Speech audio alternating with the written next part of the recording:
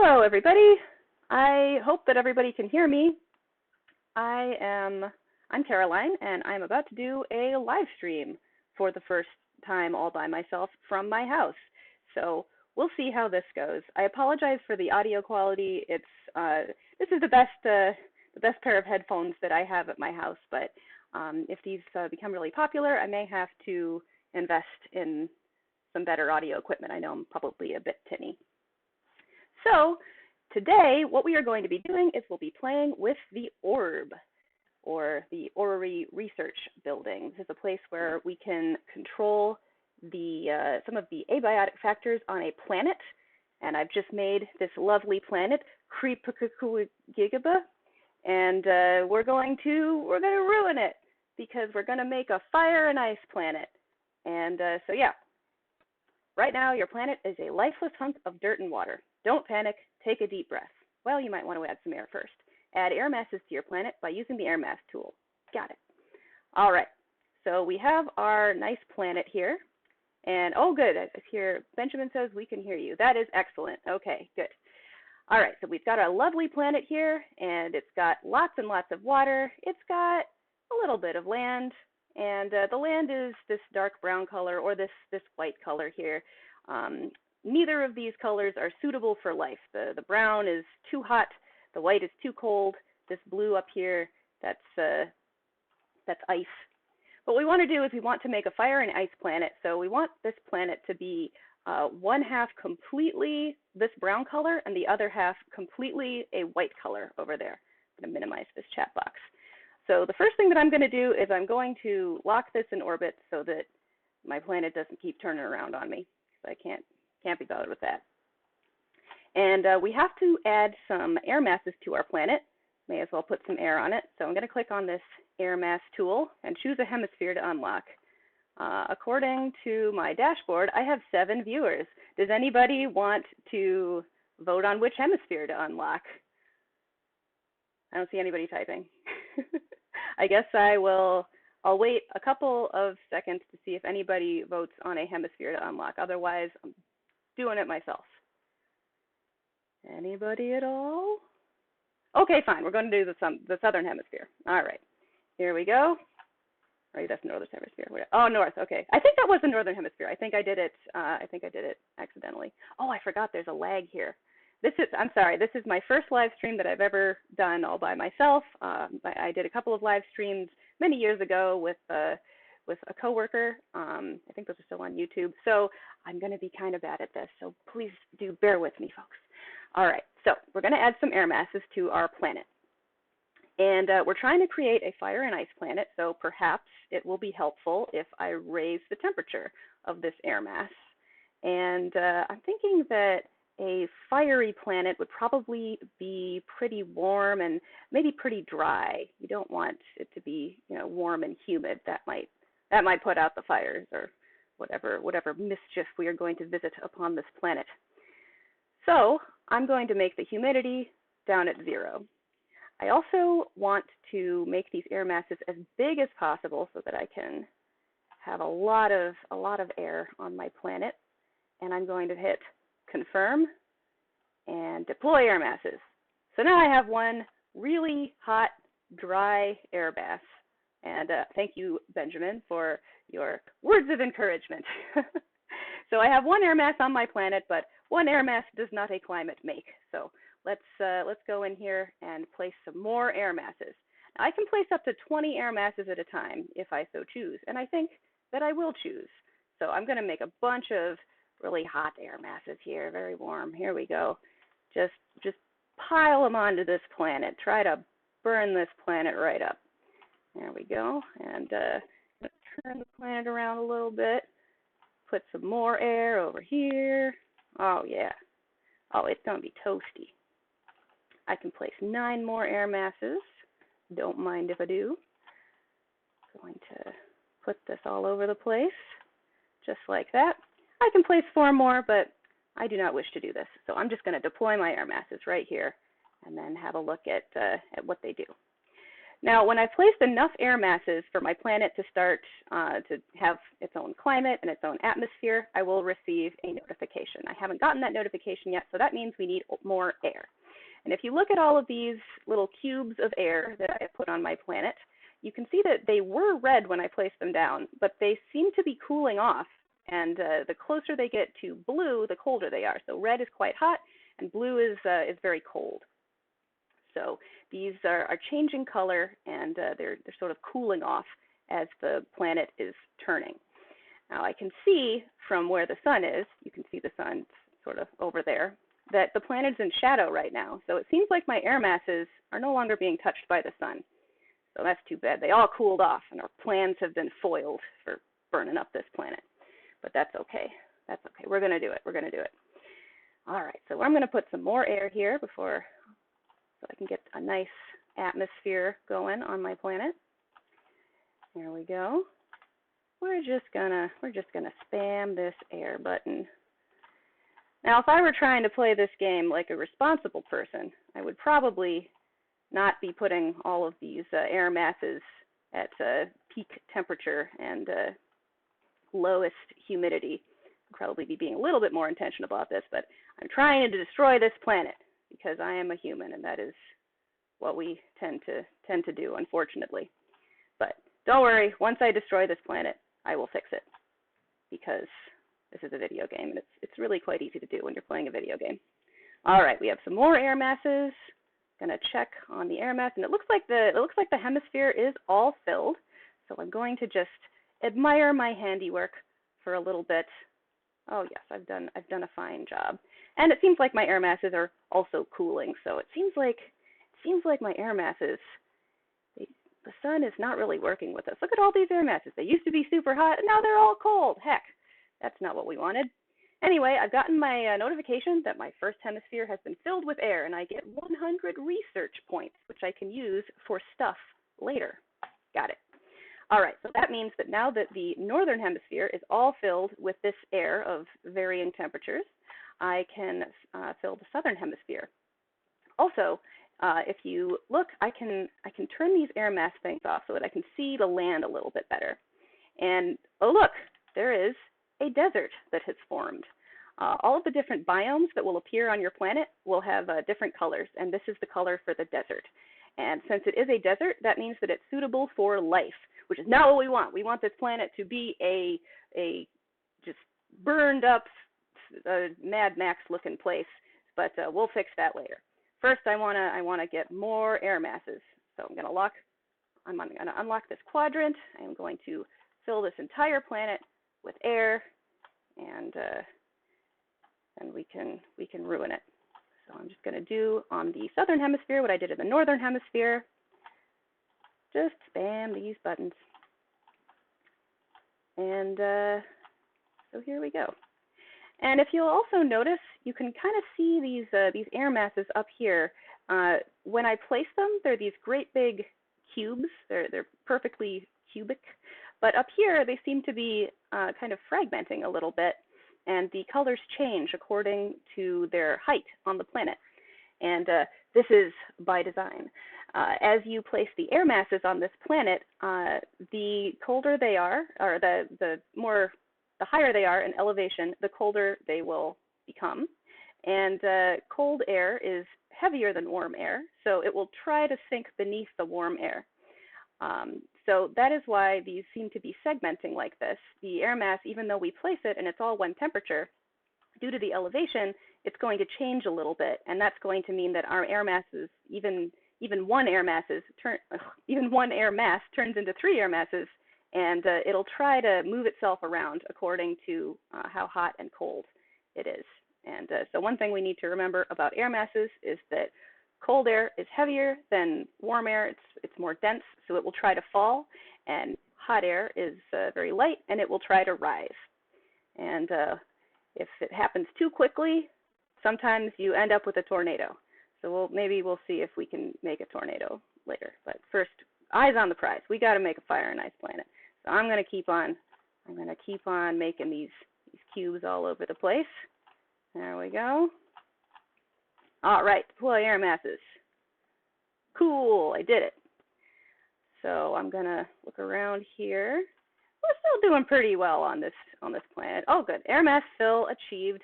100 more research points for me. Got it. Okay.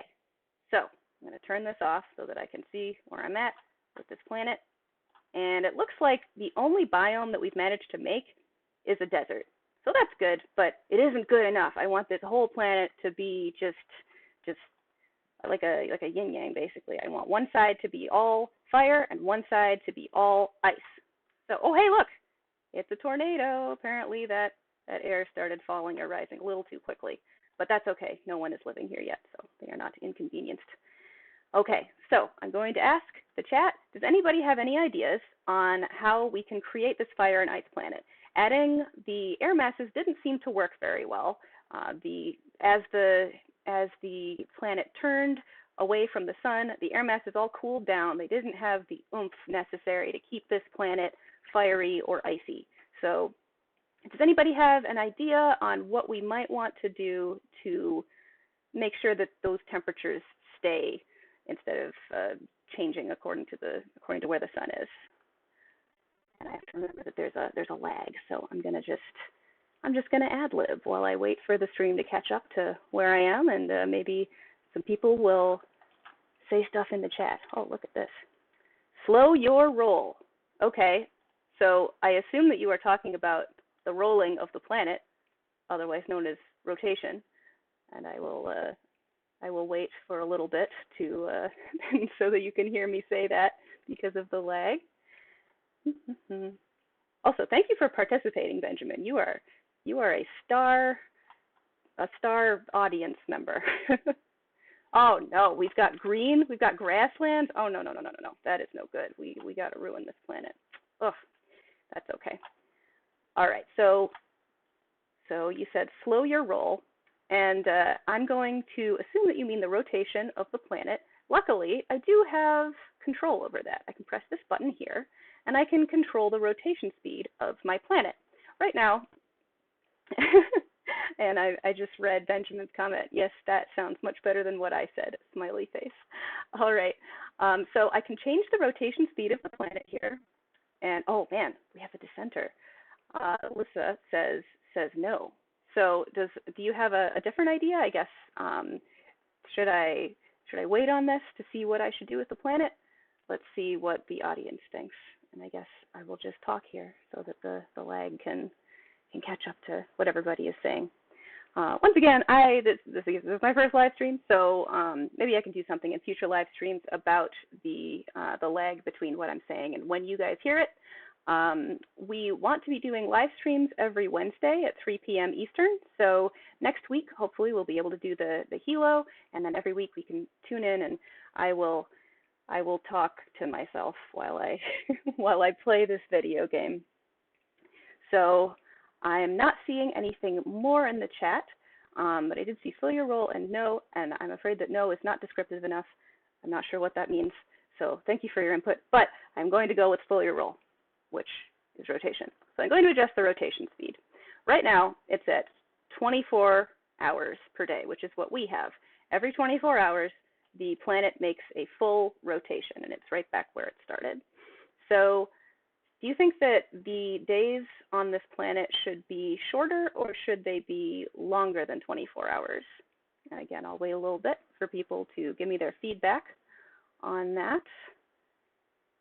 I can't really sing that. I started that too low. I can't. I'm not a very good singer. Too bad I don't have background music. Humidity levels would help the air masses, says Tristan.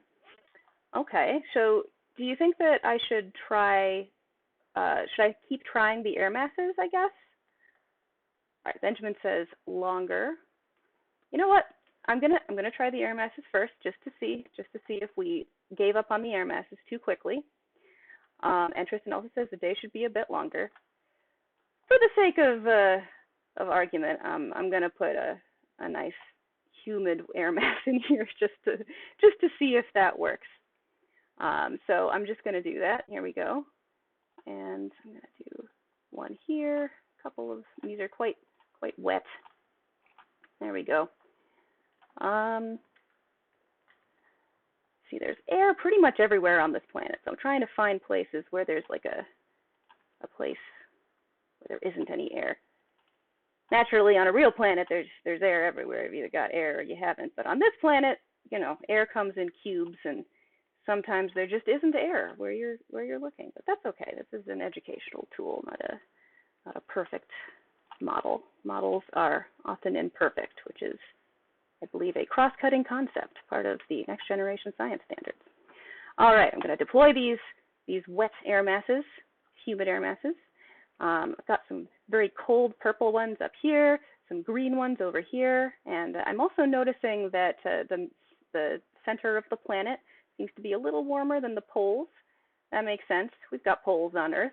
They're pretty chilly, and so I might want to do something about that later. Turn this temperature off again. All righty. So I'm just going to say this.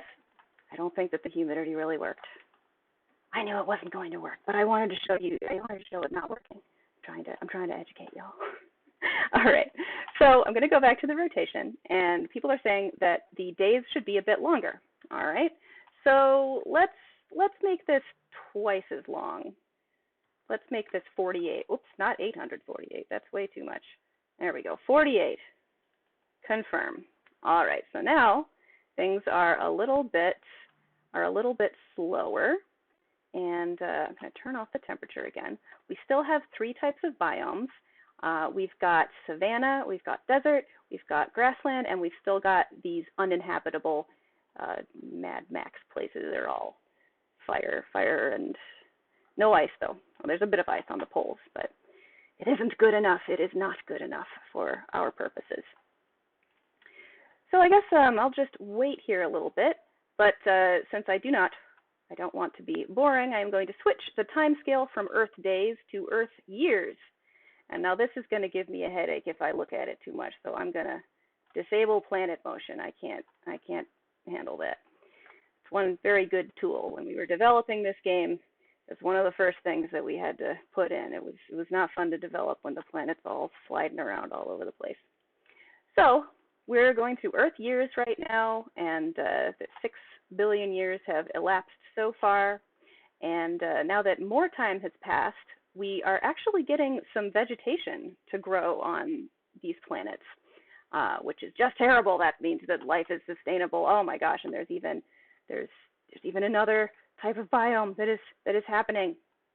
So it kind of seems like 48 hours is not quite long enough to really destroy this planet. Oh man, I'm sorry, monkeys. You're gonna have a bad time. There are some chimpanzees in this woodland area over here, and they are going to be very sad very soon. All right, so I'm going to change this to let's say 98 hours per day. Let's see how that does. All right. See if that starts to mess things up. Oh, I'm so sorry, elephants. This is going to end very poorly for you. When we designed these different biomes, we did try to put animals that are accurate to those particular biomes. There is the African savanna here, and it's less of it is there now. And we also have a deciduous forest, some woodlands. Oh, hey, you've sort of fixed your planet. All right, well, sustained a life-supporting biome for 1 year accidentally. Create 5 more unique biomes on your planet, and it will be ready for human settlement. Not likely. We are trying to ruin it. All right, so let's take stock of what we've got going here. So there aren't many trees in this area, so I'm thinking that, oh, nope, now there's trees. All right. However, I am noticing that this particular biome, which is taiga, has appeared. Oh, come on, planet, stop refreshing when I don't want you to. Oh boy, all right. You know what I'm gonna do? I'm gonna make these days even longer. That's what I'm gonna do. I'm gonna make this 198 hours per day. How do you like that, planet? How do you like that? You just try to defy me, make a fool of me on live YouTube television. Oh ho, look at this. Got a whole continent, and it is fiery. Look at these storm clouds, harbingers of the death and destruction. Oh, now it's all ice. Oof, look at that. Yeah, take that, planet. And look at that. This ice is all the way up into the equator. And now it's fire again. I believe that this is because we have Earth years on. So when we are seeing the planet, we're seeing it through its various days. And since I disabled the motion, let's put it on again real quick. Yeah. So it's trying to update. Let's switch this back to days so that it updates a little bit more slowly, and I can actually finish a sentence before the planet messes itself up. All right, so we're definitely getting there. This side of the planet is it's got tundra up here, and it's got just this uninhabitable ice part down here. We have this inexplicable little forest running through this poor little forest is just trying to hang on. We've got these little wolves. I believe that is the temperate or the boreal forest biome. But for the most part, this planet is pretty icy. And I believe that there used to be more ocean here, but it's sort of all turned to ice. Let's check the other side of the planet. Oh, man. Oh, that's bad news. That is bad news for all the life that's supposed to be there. It's pretty black and gray and brown and all of those terrible colors. Yes, this is good. I am glad that this planet has fallen to ruin at my hand. All right. And I'm seeing snowflake emojis. You better believe that there's snowflake emojis. This planet is messed up. All right. I am impressed with this little forest up here, this little band of forest, these poor little trees just out in the middle of the ocean. As you may guess, these are not to scale. And the appearance of trees means that your biome has been stable for a little while. The appearance of animals means it's been stable for even longer. But you know what? I'm going to crush the hopes and dreams of these trees. And I'm going to make the days even longer. I'm going to make them 298 hours. Oh, boy. We've got a little taiga down here. Oh, hey. Cool. We've got a taiga that's managing to survive down here. We've also got a tundra down here. So it seems like life finds a way in spite of our best efforts. But that's okay. For the most part, oh man, look at this entire side of the planet. It's completely turned to ice, except for this little band of holdout trees, which, you know what, I respect their pluck. So that's nice. I'm going to be kind of sad when they inevitably go away forever. This must be quite a sight on the planet. These tornadoes that are raging in the center of the planet here on this tundra that we have created. And then on the other side of the planet, we do have all of this fire. So we have, for the most part, created a fire and ice planet. And Benjamin says, I hope the monkeys are doing fine in that band. Well, this is actually wolves. Wolves and I think badgers are in there. I think the monkeys are gone. Let's pretend like they found a new planet to colonize, maybe a planet called Ovo. But the wolves and badgers, they're hanging on. I gotta respect these guys. They're doing pretty well. But the rest of the planet is all fire on this side and all ice on that side. So what have we learned today? We have learned about the tenacity of wolves and badgers and their ability to cling to life in spite of all efforts to the contrary. But we have also learned that the rotation speed of the planet controls its temperature modulation to a certain extent. And Benjamin says, I bet the wolves like the monkeys and they play together. Yeah, I bet that totally happens. I bet that is exactly what is happening right now. Meanwhile, these little caribou and things that are on the bottom of the planet, I'm sure that they're also having a good time and do not care about the ruin of the rest of the planet. But anyway, what we've learned is that the rotation speed of the planet, it helps to affect the variance in temperature around the planet. So it's a good thing that our planet only takes 24 hours to do one rotation. That means that we don't have, scaldingly hot days and frigid nights, and our planet can sustain life. So that's real good. And before I sign off for today, I'm going to see what happens when I put this back down to 24. I want to see if we can fix this planet by putting the rotation speed back down to 24. we've got all kinds of storm clouds here and 4 tornadoes at once and little heat wave. Oh no! Oh, it finally happened. Oh, the trees, they're all gone. The taiga's still doing okay down here though, but looks like the wolves and the badgers and the monkeys are all elsewhere now. I'm going to switch this back to centuries and see how long it takes for the Earth to hopefully heal itself. We really did a number on it though. So, oh hey, planet Kurigigupup has achieved enough biodiversity to support human life. Well, that is great. Thank you, taiga animals down here, for really holding down the fort. That's great. Oh hey, look, this deciduous forest is it's doing a little better. It's spreading out a little bit. We now have 3 different biomes that are occurring over here. We've got the taiga, we've got the tundra, and we've got this deciduous forest. And up here in the brown death zone, we have a little bit of green. So maybe life is kind of returning to this planet if you use your imagination a little bit. This little island seems to be coming back to life, and this bit has a tree on it. This means that that's coming back a little bit as well.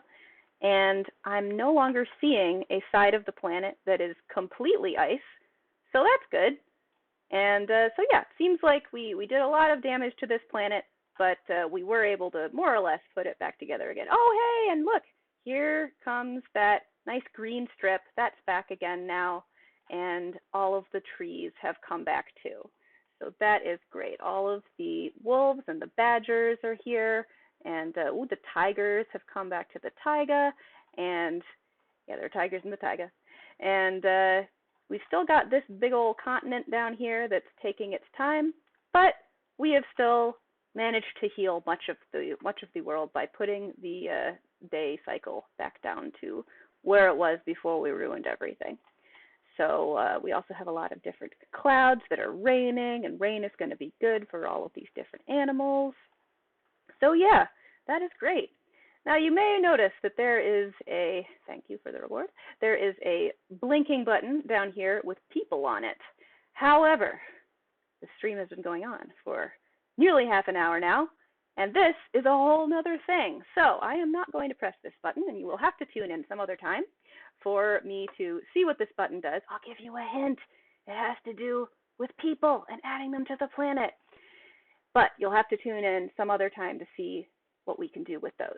So before I close for this live stream, I want to announce that Tyto Online is holding its very first art contest. Hooray! Violet Mai, who is the proprietress and the curator of the Mai Art Museum, which is in the student district. If you've played the game and gone to the student district, you can visit the art museum whenever you like.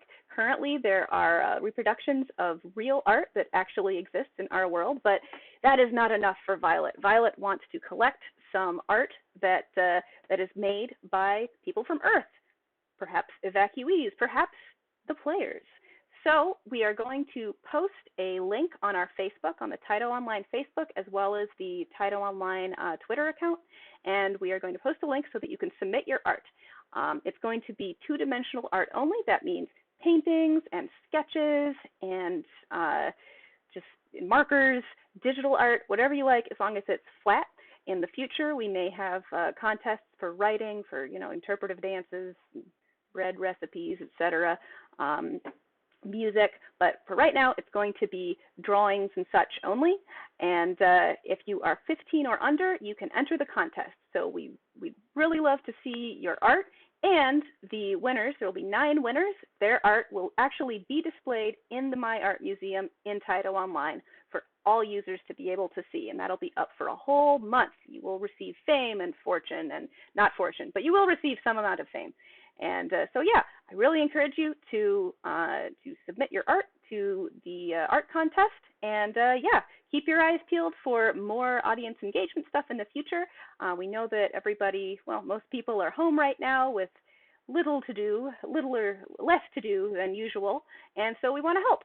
So yeah, check out our Facebook, check out our Twitter. We're going to be reaching out, and tell us what you think.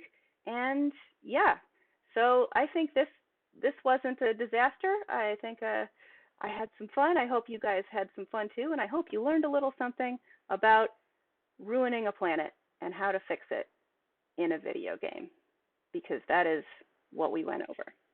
All right, so that's about it.